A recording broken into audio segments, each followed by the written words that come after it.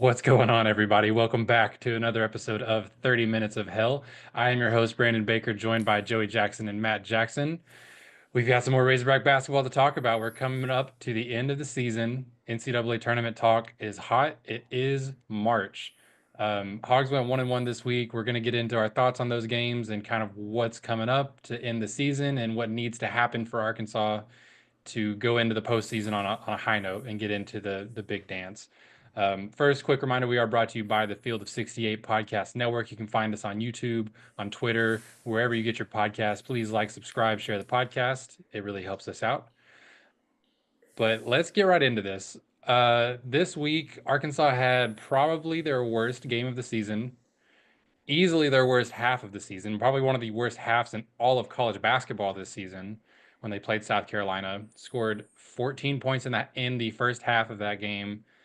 Had a much better second half, but still ended up losing by 20 points. And I think Cal said it best in that he didn't even show his guys the film from this game.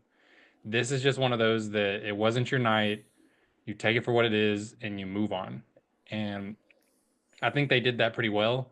But even in following with Cal, I don't even know how much I want to talk about this game because I don't know how much there is to take away from it, other than the fact that it's still like good to realize that Arkansas could still be this version of themselves sometimes. Like when they're hot and they're going, especially what we've seen over the last month, the last 6 weeks or more, they're like a top 20 team whenever they're like when they hit their stride, whenever their shots are falling. But the reason they are not a top 25 team is because they are capable of games like this. And for me, that's kind of the extent of the takeaways that I have from this game. Is there anything else specific that stands out for you guys from that game? Yeah, the fans are used to me doing a woo pig suey at the start of the podcast whenever we win, but I just couldn't justify it this time with that loss. Um, but it was just like you said, Brandon. It was one of those games where we couldn't throw the ball in the ocean from the edge of the beach. It was an awful game, arguably the worst game that I've seen the Razorbacks play in 5 or more years. Like it was just an awful, awful, awful game. But very happy to see the bounce back with the Vandy game. But yeah, I'm sitting in the same boat as you. I really don't want to talk about it. Yeah, that game just made me sick. I mean, end of story. It it was it was horrible. It was horrible. It was one and of the worst games I've watched it's ever. because it's because it was a noon game, and we know that Matt doesn't take naps. That's dang right. I was awake. I didn't sleep. That was the whole reason. And that's a perfect segue into the late night game of Vandy where I was asleep and we kicked butt. Oh my goodness. When they get going, they're still a fun team to watch whenever they are actually playing well. Like when that Vandy game, they went down a little bit early, but then they turned it on, and it's just like the floodgates open for everybody. I mean, it's not like they're shooting, absurd out of the gym, anything like that. They're still hitting like 35, 33% from three as a team, but it's cohesive and everyone is involved and the ball is moving and the defense is phenomenal. And like there's so many good things that make it a fun team to watch when they are playing well, like they did against Vandy. Yeah. Yeah, it was one of those games where we really didn't have any player that lacked. Like everyone was kind of on the same page. It's like they knew that this was a we're in a win now type of mindset, especially after that big loss, that embarrassing loss. Um, The only player that did not have a good game was Billy, and it's because he kind of reverted back to his playing a little too fast and not letting the game come to him as much. Like he didn't see it as well. And I only say that he shot 3 of 7 from the field and had 7 turnovers by himself, yeah, but still was a net positive with a couple steals, 8 points, a couple assists. He still did okay, but that was the only I think negative factor that you could talk about in this one. and Brandon, you and I sat and watched the game together. We were talking about how Billy's one of those guys that just plays with so much effort that it forces him to like make mistakes at the like cause of other players. So like he'll be flying in for a rebound and he'll knock the ball out of his own team's hands, or he'll dive on a loose ball and it'll be like an unnecessary dive because like another player's right there to scoop it up if he wasn't, diving at it. He's just that type of guy that he hustles so hard and needs to like just realize he doesn't sometimes it doesn't need to be like that. We've talked about it, throughout the entire season, but it's just like those type of plays when you're going so hard that you don't see the court around you and you don't see your teammates next to you, and it hurts the overall team and any type of runs that we're trying to get. Yeah, and it's like, and exactly what you're saying. It's seeing the game slower because he's actually a really good passer. I think we've really seen him throw some like impressive passes at times this year. It's like he can see plays developing, but he doesn't have the situational awareness. Exactly what you're talking about, like going for rebounds that someone else already had secured. In the Vanderbilt game, he dove on a loose ball that ended up being a travel, even though it kind of looked like another Razorback was going to get it because he was like rolling on the ground after he dove so hard for it. But yeah, just a little situational awareness, things like that I think will come with experience. I hope. But yeah, those are the kind of things that Billy just, when he learns that, he's got all the other tools in his bag Yeah, and other than shooting. rewatching this game, since I didn't get to watch it because I decided to schedule it at 9 o'clock, and I'm like an old young man, but Brazil, man, Brazil, Huge game. that is Huge like game. that was the craziest thing I've ever seen. Well, let's just go off of a couple crazy things. The putback, nuts. Head above the rim, crazy. The windmill, fast break, come on, crazy once again. But my favorite thing that came out of it was there was this edit that somebody did on Twitter, and it was Calipari saying, "TB, that's who you are." And it went into all his dunks. But I am so happy for him because all throughout, I'll go back to the Missouri game when I was with Joey. There were people just dogging Brazil. Like, he sucks. He's awful. Get him out of here. Our own fans. And I am so happy to see him get a win. So happy to see him get a win. And The threes were falling. Everything. Cal said it best that this is who he is when he allows himself to be that player. And Yeah. I think a lot of it is confidence. A lot of it is playing in the role that, he needs to be in and not like last year, one of his biggest problems is that he was thrust too much into the spotlight and it hurt him. He's not that kind of player. But this year, I just felt like kind of how early on we talked about how the rest of the team didn't really fit into their roles or didn't understand what they needed to be doing well. It almost seemed like when everyone else shifted and started clicking and started understanding their roles better, Brazil did the opposite and he became less confident and he wasn't sure of what he was supposed to be doing and sure of himself. And this is a classic. I mean, this is exactly what happened when Boogie went down is an opportunity because being forced into playing better because you now have the opportunity to do it and taking advantage of it. It's exactly what we saw with DJ Wagner, with Davis. These guys stepped up when Boogie went down. Now without Thero, Brazil steps into that position and he doesn't have another choice. There's no second guessing. He has to be shooting. He has to be on the court. He has to go get rebounds.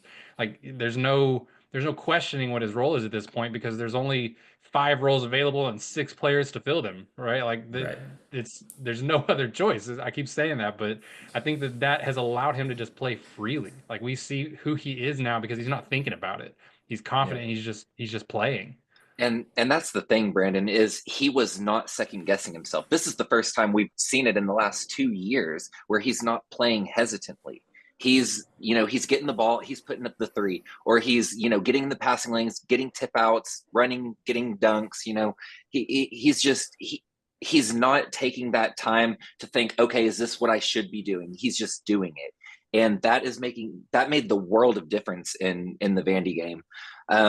I have been very vocal about how well I think Brazil has played all year. It takes a lot to come off last season when you were supposed to be that guy. You were projected to be a lottery pick. You were supposed to lead the team to a Final Four. There were a lot of just heavy weight on that team last year and on Brazil. And then to come out and not see the results that you're expecting to see, and then get bashed and bashed and bashed by fans, to turn around and come back to the team and the fan base that bashed you so hard, with a brand new coach, brand new team, and to step into a brand new role essentially. I just have so much respect for Brazil, and I I hate that he's kind of got this title around him of he's kind of a bust player. I hate that fans see him that way. And if he has, a game like he did against Vanderbilt, it's like, oh, he's, this is his one great game. I think he has the potential to be that great player night after night. And I hate that he just has this label over him because of the expectations that were put on him last year and not meeting those expectations. Everyone has bad games. I feel like Brazil overall this season has been one of our more consistent guys outside of, maybe 3-4 games. And just to see him, like you said, Matt, I love to see him come out and just have the best game that he's had in a Razorback jersey. Extremely happy for Brazil. Yeah. And I think one thing that made the biggest difference in terms of him playing like he did is he was having fun. Like he was smiling the entire Every time down the court. Yep. And so that's what I feel like changed the game for him, is he was having a good time. He was having fun. And that's how the game should be played. He was playing previously, these last few games, to not make a mistake, to not get bashed. This time, you have no other option, dude. You play, you're either going to win and you're going to have a good time, or you're going to lose and you're going to have a good time. And he played to win, and he played and he had a good time. And that's where those dunks came from. That's where he decided to break out a windmill on a fast break. I mean, I wouldn't have done that if I had it, even if I had his athleticism. I wouldn't have gone to a windmill off that. And he did it. And those are game-changing plays, especially in March. So he does that against who knows who we would get in March if we get there, right? But if he does that against a top 5 team and it hypes us up, and Big Z goes down and hits a 3, Wagner goes down and hits a 3, because of that, I mean, it's a difference maker, and we need him more than ever, especially, can't emphasize it enough, with 7 guys. I mean, people do not take into account how awful it is to only have 7 people on a team. So yeah, and I think Cal has done a pretty good job since there's only been 7 guys. It's interesting to see how his rotations have changed and how quick he is to get guys back into the game and sub players in. Like, it's constant that you have guys at the scores table coming in to give other guys breaks. There's a few players that stay out longer than others probably, but I mean, Adu had the fewest minutes in this game. He had 16 minutes played still. Everyone else was like between 27 and 34 minutes, and then you had Nelly that played 39 minutes. But it's interesting to see kind of how Cal has handled that, playing almost like offense defense at times, like just getting his guys in and out all the time. It's almost like a hockey game, how hockey's almost like subs on the fly. Like he's always got guys moving in and out. And I think that he's done a good job at keeping them kind of fresh, because you have to close out games like this, and not even just this one game, but you're pushing for your life for the NCAA tournament and hoping to keep moving past that. And there's no updates yet right now on Boogie Flan or Adu Thero. For the conceivable future, you're playing with 7 players, so keeping them fresh in the current game, but keeping their legs so where they can keep playing this way moving forward, I think he's done a decent job of it. Even with that, there's only so much you can do with 7 guys. Like, guys are playing 30 plus minutes a night every night, but I think he's handling it about as well as he can be given the rotation. it's truly one of the best coaching jobs I've ever seen. I mean, you have to put this up. I know the season is kind of, in Cal's history of seasons, a dud, just due to how it started in conference play and everything. But like, in my eyes, this is phenomenal. He mentioned in a press conference, this is what, like his 5th different team. like that he's had to coach in a way, like with Theo being out and Boogie being out. Like when Boogie went down, Yeah. he had a new team and all of this stuff. When Adu came back, he had a new team. I mean, it's all over the place, and him doing this and winning. Like that's the thing, he's winning and winning here by a large margin. I mean, it's crazy. It's crazy. This has to go down as one of his best coaching seasons just for that alone. And connecting a couple different ideas that both of y'all have said. Matt, earlier you mentioned how the little things from Brazil, like getting out and running and getting a dunk that leads to bigger things. I think it was you who said at the start of the season that Brazil was going to be our X factor, and if Brazil has a good season, if Brazil's playing well, we're gonna get there.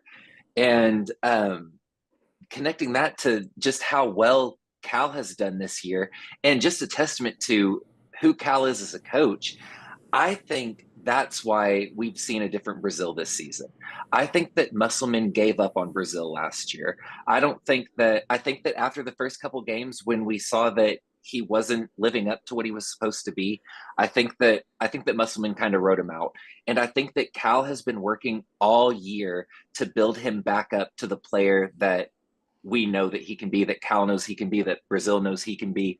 I just think that speaks a lot to who Cal is, not only as a coach but as a person. He's just his players always love him, and it's because he sees them as more than players. He believes in them. I really think that goes a lot further than people give credit for. Yeah, he never stopped giving him a shot. That's the big thing. I mean, Exactly. these last few games, he really was not playing well, and he really did keep giving him a shot. And lo and behold, he broke out. And let's hope that continues on. Yeah. So all five starters score in double figures for the third time in 4 games for Arkansas.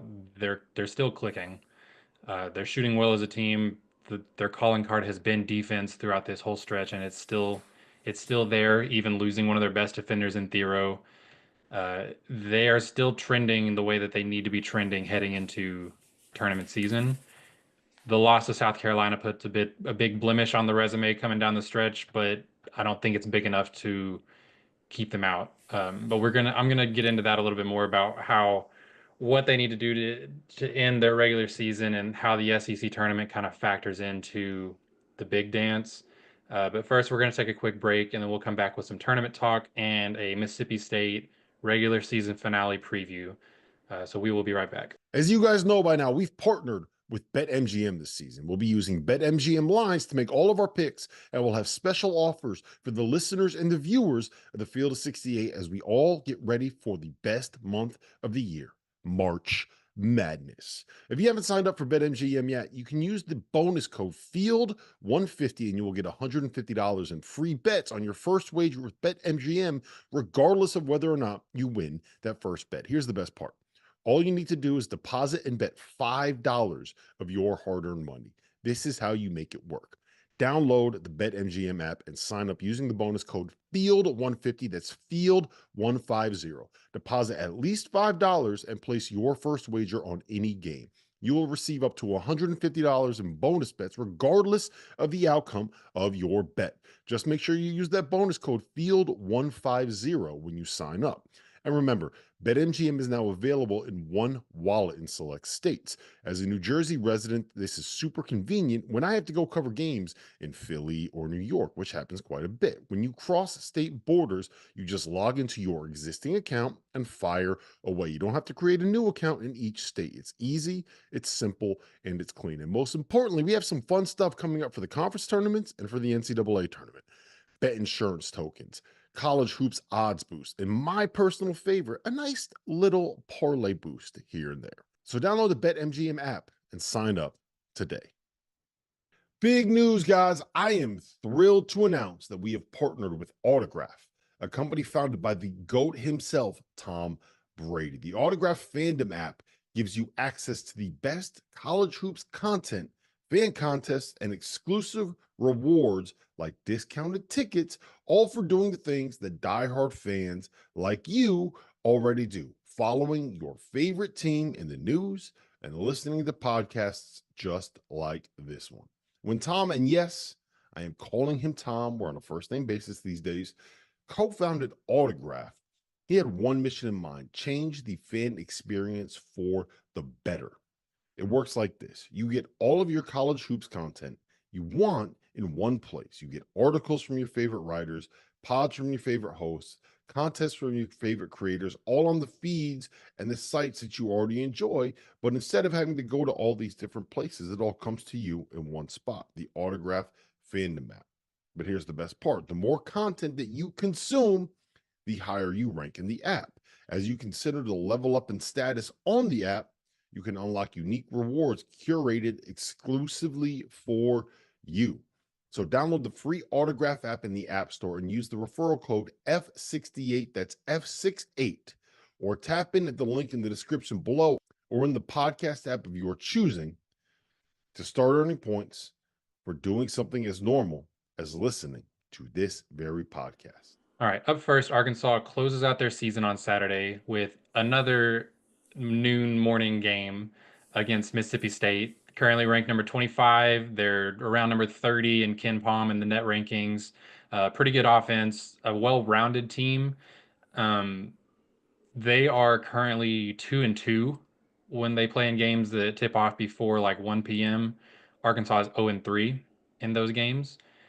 But on the flip side of that, SEC teams are now 0-8 in their next game after going to overtime in their previous game. Mississippi State went to overtime in their last game. So maybe, just maybe, that trend will hold true and Arkansas can break their streak of playing poorly early in the day. But the Bulldogs have, like I said, a pretty well-rounded team. One guy runs their offense, Josh Hubbard, a little 5'10" guard. He's electric, gets up a ton of threes. He's exactly what Arkansas hoped they were getting out of Chris Likes a few years ago.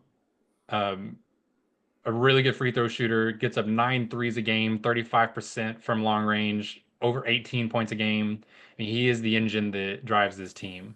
And then they've got, a couple bigs. Keyshawn Murphy is averaging over almost 2.5 offensive rebounds a game. That's something that has hurt Arkansas plenty this year.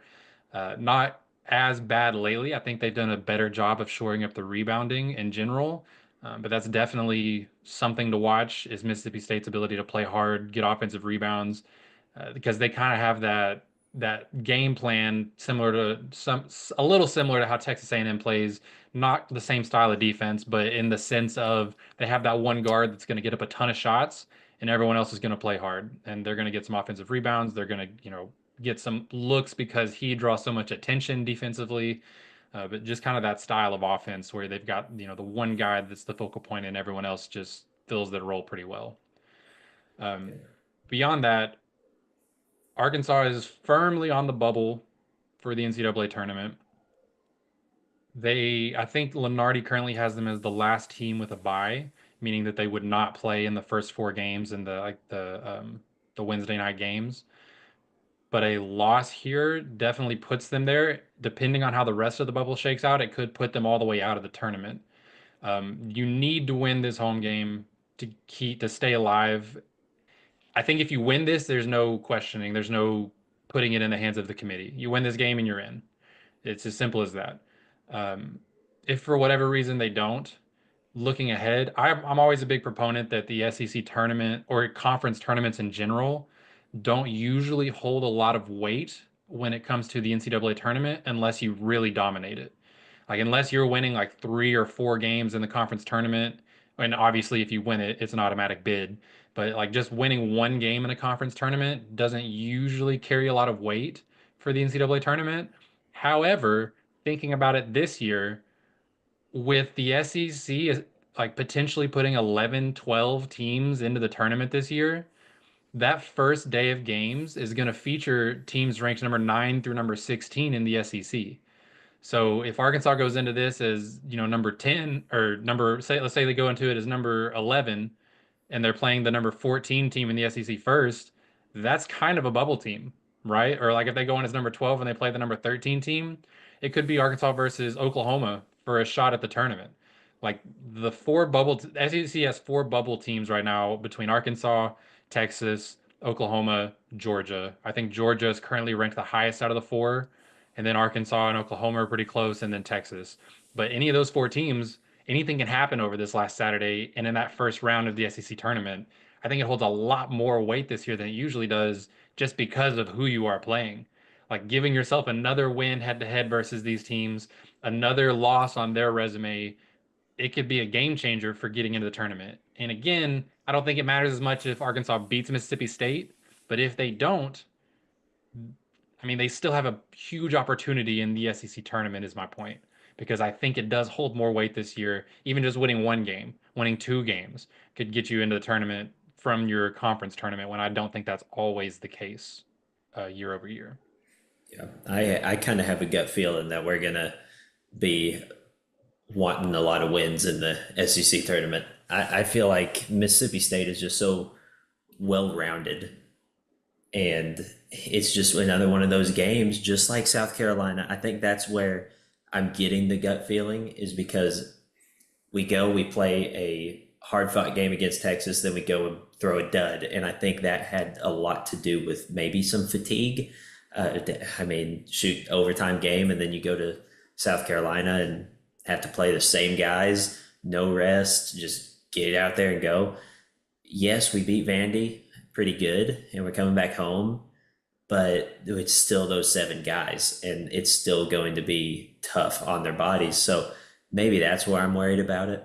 We do have a But little extra time this time, though, we do. going from Tuesday to Saturday. Yeah, we Mississippi do. State does as well. They played on Tuesday as well. Just something Mm, to think about. I mean, it helps us a lot having seven guys, probably more than it helps them. But just going back to the stat I mentioned about SEC teams being 0 and 8 after going to overtime, I'm worried that that won't matter as much because Mississippi State also has an extra day. yeah. But just something to throw out Um, there.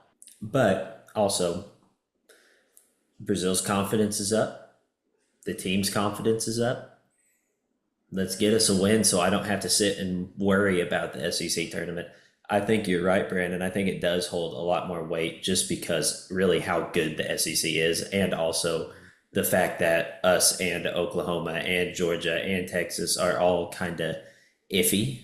So, yeah, we beat Oklahoma, and that's just one extra step we have above them. Because if we lose this game and then, of course, lose to Oklahoma, we're You're really in out, I a think. yeah we're real you're really in a hole because Oklahoma beat us at home. you know so there's just a lot of things that play a role. It's fun to talk about, but I also hate it because I'm constantly like thinking and looking at other games like, oh my gosh, did Michigan win last night? They didn't. Yeah, a And couple good follows on Twitter for that. Ben Brandon Hoops does a really good job. I think every day he's posting like a hate watch to where he's posting teams that Arkansas needs to lose or needs to win to help their tournament chances. It's fun yeah, seeing kind of the stuff he pulls together for that, and including their non-conference teams that they played. You need them to be as good as possible to help your net rankings and everything else. You know, all the teams that you've already beat. But speaking of that too, shout out to JC Hoops on Twitter, put together a little graphic about where Arkansas could land in the SEC tournament, depending on the outcome of their final game. If they win and Vanderbilt also loses, Arkansas will move all the way up to the 9 seed in the SEC. If they win and Vanderbilt wins, then they'd just be the 10 seed. If Arkansas loses and Georgia loses and Texas also wins, Arkansas would be the 11 seed. But if Arkansas loses and Georgia wins, Arkansas would drop all the way to the 12 seed. So if you want to see that written down on paper, go check out Jackson Collier on Twitter. He's got that graphic out. But interesting that it's coming right down to the wire, and there's still such a wide range where Arkansas can land in the SEC. And 9 through 12 is all bubble teams for the NCAA tournament. So just illustrates kind of the frustration there. Um, Before we go today, also a quick update on recruiting. Nate Ament has officially scheduled his official visit for this Saturday, Arkansas playing Mississippi State, which is huge because so far Calipari is batting 100% when he gets the last visit on a recruit. He got both Acuff and Malik Thomas that way, and I think Ament has kind of become a kind of like a shootout in terms of NIL for some schools, but supposedly we've got the funds to be in those types of shootouts. So if Cal wants him, I think that there's a good chance that he will be a Razorback, but it's kind of been trending that direction that Arkansas is climbing the leaderboard in the Nate Ament sweepstakes. So a name to watch, something to pay attention to this weekend. I don't know that he will commit like while he's on campus, but oh no, actually, he's already set his commitment date. Excuse me. He's got, I think it's April, actually April 1st is the date of the McDonald's All-American game, and I think he's going to commit during that game or before that game or something. So pay attention to that. Would be a huge get. It would finish out this class with 3 5 stars. He's currently the number 4 player in his class by most outlets on ESPN and 247, I believe. But it would be a huge get, a big, lanky forward 3 4 guy that can really shoot the ball, dribble it well for his height.